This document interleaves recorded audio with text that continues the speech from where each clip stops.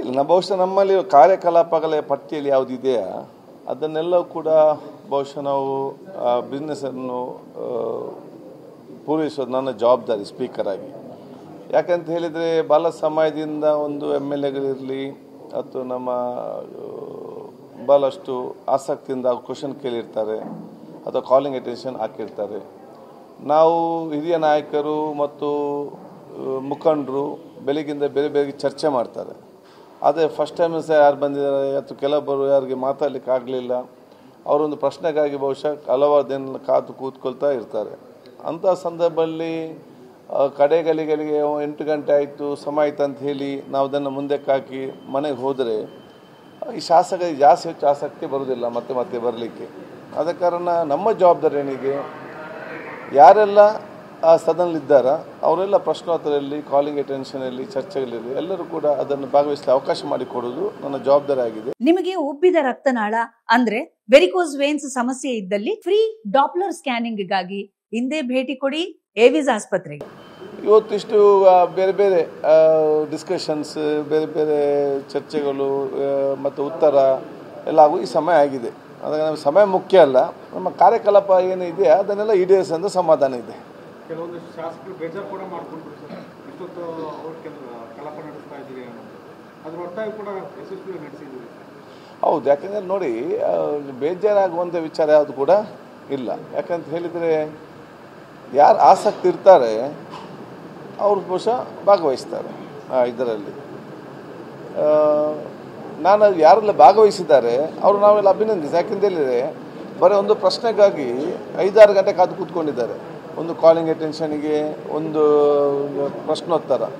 ಯಾಕೆಂತ ಹೇಳಿದರೆ ಅವರು ಕ್ಷೇತ್ರದ ಬಗ್ಗೆ ಅವ್ರ ವಿಚಾರ ಅಷ್ಟು ಕಾಳಜಿಯಿಂದ ಇರ್ತಾರೆ ಅಥವಾ ಆ ಸಮಸ್ಯೆ ಬಗೆಹರಿಸಬೇಕು ಆಸಕ್ತಿ ಇದೆ, ಅದೆಲ್ಲವೂ ಕೂಡ ಒಂದು ಜನರಿಗೆ ಗೊತ್ತಾಗ್ತದೆ ಇಷ್ಟೊತ್ತಾದ ಕಾದು ಕೂತ್ಕೊಂಡಿದ್ದಾರೆ ಅಂತ ಹೇಳ್ಕೊಂಡು.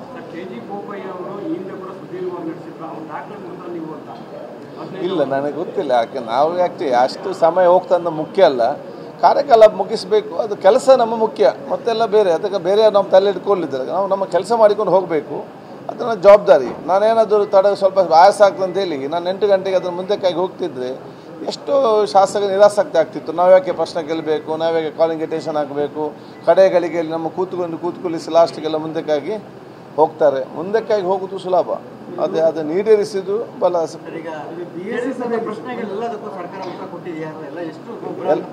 ಇಲ್ಲ, ಎಲ್ಲ ಪ್ರಶ್ನೆಗಳಿಗೆ ಕೂಡ ಸರ್ಕಾರ ಉತ್ತರ ಕೊಟ್ಟಿದೆ. ಹಲವು ಕಾರ್ಯಕ್ರಮಗಳು ಎಷ್ಟಿರಬೇಕು ಅಂತ ಸಹಜ ಚರ್ಚೆ ಆಗುತ್ತೆ, ದಿಲ್ಲಿಗೆ ಎಷ್ಟು ಟೈಮು ಎಲ್ಲ ಚರ್ಚೆ ಆಗುತ್ತೆ. ಇದು ಸುದೀರ್ಘವಾಗಿ ಇಷ್ಟು ಲಾಂಗ್ ನಡೆಯತಕ್ಕಂಥ ಪ್ರಶ್ನೆ ಶಾರ್ಟ್ ಮಾಡಿ ಸಾಧ್ಯ ಇಲ್ಲ ಸರ್. ಅದು ಸದಸ್ಯರು ಯಾರು ಚರ್ಚೆಯಲ್ಲಿ ಭಾಗವಹಿಸ್ತಾರೆ ಅವರು ಅದನ್ನು ಶಾರ್ಟ್ ಮಾಡಬೇಕು. ನೋಡಿ, ಒಂದು ಉತ್ತರ ಕನ್ನಡ ಚರ್ಚೆಗೆ ಸಂಬಂಧಪಟ್ಟ ಹಾಗೆ ಇಬ್ಬರು ಹಿರಿಯ ಸದಸ್ಯರು 1.5-3 ಗಂಟೆ 4 ಗಂಟೆ ಇಬ್ಬರು 4 ಗಂಟೆ ಮಾತಾಡ್ತಾರೆ ಮಧ್ಯಾಹ್ನ ನಂತರ. ಅವ್ರು ಅರ್ಥ ಮಾಡಿಕೊಳ್ಬೇಕಲ್ಲ, ಸದಸ್ಯರು ಅರ್ಥ ಮಾಡಿಕೊಳ್ಬೇಕು. ನಾವು ಎಷ್ಟಕ್ಕೆ ಯಾವ ರೀತಿ ನಾವು ಒಂದು ಚರ್ಚೆಯಲ್ಲಿ ಭಾಗವಹಿಸಬೇಕು, ಒಂದು ವಿಚಾರ ಹೇಳಬೇಕು. ಎಲ್ಲ ಶಾಸಕರು ಅದರಲ್ಲಿ ಹಿರಿಯ ಸದಸ್ಯರು ಇದನ್ನು ಅರ್ಥ ಮಾಡಿಕೊಂಡಾಗ ನೀವು ಹೇಳಿದಾಗ ಇದೆಲ್ಲೂ ಕೂಡ ಶಾರ್ಟ್ ಆಗಿ ಬರ್ತದೆ. ಏನಾದರೆ ಇಬ್ಬರು ಹಿರಿಯ ಸದಸ್ಯರು 4-4.25 ಗಂಟೆ ಮಾತಾಡದಿದ್ದರೆ ಅದೊಂದು 2 ಗಂಟೆ ಮುಗಿಸಿದ್ರೆ ನಮ್ಗೆ ಎಷ್ಟು ಮುಂಚೆ ಇದನ್ನೆಲ್ಲ ಮುಗಿತಿತ್ತಲ್ಲ.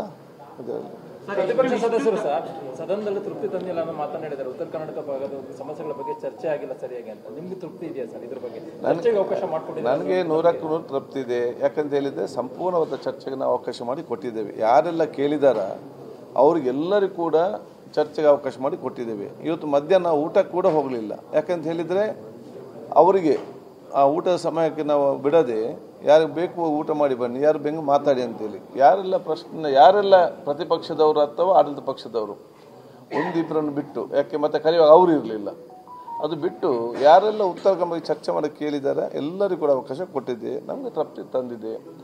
ನಮ್ಮತ್ತೆ ಯಾರು ಕೂಡ ಪ್ರತಿಪಕ್ಷದವಂಥದ್ದು ವಿಚಾರ ಹೇಳಿಲ್ಲ ಸರ್. ಇಷ್ಟು ತಡರಾತ್ರಿವರೆಗೂ ಕೂಡ ಕಲಾಪಗಳನ್ನ ನಡೆಸಿದರೆ ಎಲ್ಲೋ ಒಂದು ಕಡೆ ಯಾವುದೇ ಒಂದು ಚರ್ಚೆ ಆದರೂ ಕೂಡ ಅದು ತಾರ್ಕಿಕ ಅಂತ್ಯಕ್ಕೆ ಹೋಗಲಿಲ್ಲ ಅನ್ನೋ ರೀತಿಯಲ್ಲಿ ಚರ್ಚೆಗಳಾಗ್ತದೆ. ಈ ಬಾರಿ ಅಧಿವೇಶನದಲ್ಲಿ ಒಂದು ರೀತಿಯಲ್ಲಿ ಕೂಡ ಫುಲ್ಫಿಲ್ ಆಗಿಲ್ಲ ಯಾವುದೇ ಚರ್ಚೆಗಳು ಅನ್ನುವಂಥ.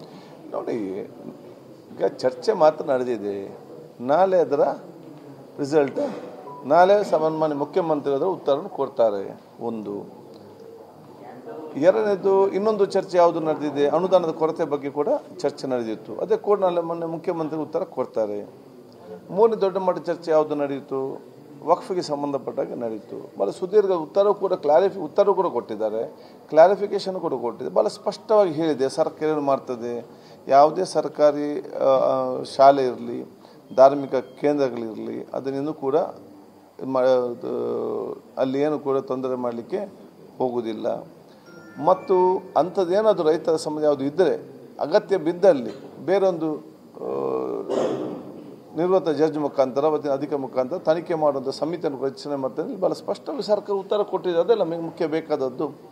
ಮತ್ತು ಇನ್ನೊಂದು ಪ್ರಶ್ನೆ ಯಾವುದು ಬಂತು, ನಮ್ಮ ಔಷಧ ಮತ್ತು ಬಾಣಂತಿಯರ ಸಾವಿಗೆ ಸಂಬಂಧ ಚರ್ಚೆ ಆಯಿತು. ಅದು ಮಾನ್ಯ ದಿನೇಶ್ ಗುಂಡೂರಾವ್ ಆರೋಗ್ಯ ನಾಲೆಜ್ಗೆ ಉತ್ತರ ಕೊಡ್ತಾರೆ. ಅದಕ್ಕೆ ನೋಡಿ, ಇವತ್ತು ಯಾವುದೆಲ್ಲ ಚರ್ಚೆ ನಡೆದಿದೆ ಅದು ಒಂದು ಆರೋಗ್ಯಕರ ವಾತಾವರಣದಲ್ಲಿ ಜನಸಾಮಾನ್ಯ ಬೇಕಾಗುವಂಥ ಎಲ್ಲ ಚರ್ಚೆನೂ ಆಡಳಿತ ಪಕ್ಷದವರು ಮತ್ತು ಪ್ರತಿಪಕ್ಷದವರು ಇಬ್ಬರು ಕೂಡ ಸೇರಿ ಮಾಡಿದ್ದಾರೆ. ಈಗಾಗಲೇ ಕೆಲವೊಂದು ಉತ್ತರ ಕೂಡ ಬಂದಿದೆ. ನಾಳೆ ಬಹುಶಃ ಮಾನ್ಯ ಮುಖ್ಯಮಂತ್ರಿಗಳು ಮತ್ತು ಸಂಬಂಧಪಟ್ಟ ಮಂತ್ರಿಗಳು ಉತ್ತರ ಕೊಟ್ಟಾಗ ಅದು ಅದರ ರಿಸಲ್ಟ್ ಅಂತ ಹೇಳಲಿಕ್ಕೆ ನಾನು ಇವತ್ತು ಬಯಸ್ತೇನೆ. ಸರ್, ಕೊನೆ ಪ್ರಶ್ನೆ ಸರ್. ಈ ಶಾಸಕರು ನಮ್ಮ ವಿಷಯ ಬರೋದಿಲ್ಲ ಅಂತ ಅರ್ಧಕ್ಕೆ ಅವ್ರಿಗೆಲ್ಲ ಒಂದು ಮೆಸೇಜ್ ಸರ್, ಕೊನೆವರೆಗಾದ್ರೆ ನಮ್ಮ ಸಬ್ಜೆಕ್ಟ್. ಹೌದು, ಯಾರು ಬೇಗ ಎದ್ದು ಹೋಗ್ತಾರೆ ಅವ್ರಿಗೆ ಪಶ್ಚಾತ್ತಾಪ್ತಕ್ಕೆ ನಾನು ಅಲ್ಲಿ ಕೂತ್ಕೊಳ್ಬೇಕಿತ್ತು ಅಂತ ಹೇಳಿ ಆ ಒಂದು ಸಣ್ಣ ಕಷ್ಟ ಆಯ್ತು ಹೋಗಿರ್ಬೋದು. ಈಗ ಮತ್ತೆ ಅವ್ರಿಗೆ ಇದಾಗ್ತದೆ. ಯಾಕೆ ಇನ್ನು ಅವರ ಕ್ಷೇತ್ರ ಬಗ್ಗೆ ಪ್ರಶ್ನೆ ಕೇಳಲಿಕ್ಕೆ ಅಥವಾ ಯಾವುದೋ ಯೋಜನೆ ಪ್ರಶ್ನೆ ಕೇಳಲಿಕ್ಕೆ ಇನ್ನು 3 ತಿಂಗಳು ಕಾಯಬೇಕು ಅವರು ಇದರಲ್ಲಿ. ಮತ್ತು ಇಲ್ಲಿ ಮಾತಾಡಿದಂಥ ಎಲ್ಲ ಶಾಸಕರು ಅವರವರ ಕ್ಷೇತ್ರದಲ್ಲಿ ಒಂದು ಸೋಷಿಯಲ್ ಮೀಡಿಯಾದ ಮುಖಾಂತರ ನಿಮ್ಮ ಒಂದು ಸಹಾಯ ಪಡೆದುಕೊಂಡು ಅವರೆಲ್ಲರೂ ಕೂಡ ಅವ್ರ ಕ್ಷೇತ್ರ ಜನರಿಗೆ ಅವರ ಜನರ ಪರವಾಗಿ ಮಾತಾಡಿದಂಥ ಬಿಂಬಿಸುವಂಥ ದೊಡ್ಡ ಮಟ್ಟದ ಕೆಲಸ ಕಾರ್ಯಗಳು ಮಾಡಿದ ಅದೊಂದು ತಪ್ಪು ಇರ್ತದೆ. ಯಾರು ಬರಲಿಲ್ಲ ನಾವು ನಿಲ್ಲಬೇಕಿತ್ತು ಎಂಬ ಭಾವನೆ ಬರ್ತದೆ. ಮುಂದಿನ ದಿನವ್ರು ಬಂದು ನಿಲ್ತಾರೆ. ಇಲ್ಲದಿದ್ದೇನಾಗ್ತದೆ, ಮುಂದೆ ಯಾರು ಕೂಡ ಬರುವುದಿಲ್ಲ. ಇದು 8 ಗಂಟೆ ತನಕ ಮಾತ್ರ ಆಗೋದು, ಮತ್ತು ಕಾಲಿಂಗನ್ನು ತೆಕ್ಕೊಳ್ಳೋದಿಲ್ಲ, ಎಲ್ಲ ಸೀನಿಯರ್ಸ್ನವ್ರಿಗೆ ಮಾತ್ರ ಅವಕಾಶ ಇರ್ತದೆ ಅಂತ ಎಲ್ಲರೂ ಮನೆಗೆ ಹೋಗ್ತಾರೆ. ಆದ ಕಾರಣ ಇದು ಅವ್ರಿಗೆ ಕೂಡ ಒಂದು ಆಸಕ್ತಿ ಬರಬೇಕು, ಅವ್ರಿಗೆ ಉತ್ಸಾಹ ಬರಬೇಕಂತ ಹೇಳಿಕೊಂಡು ಬಹುಶಃ ನಾವು ಸ್ವಲ್ಪ ಶ್ರಮ ವಹಿಸಿದ್ದೇವೆ. Thank you.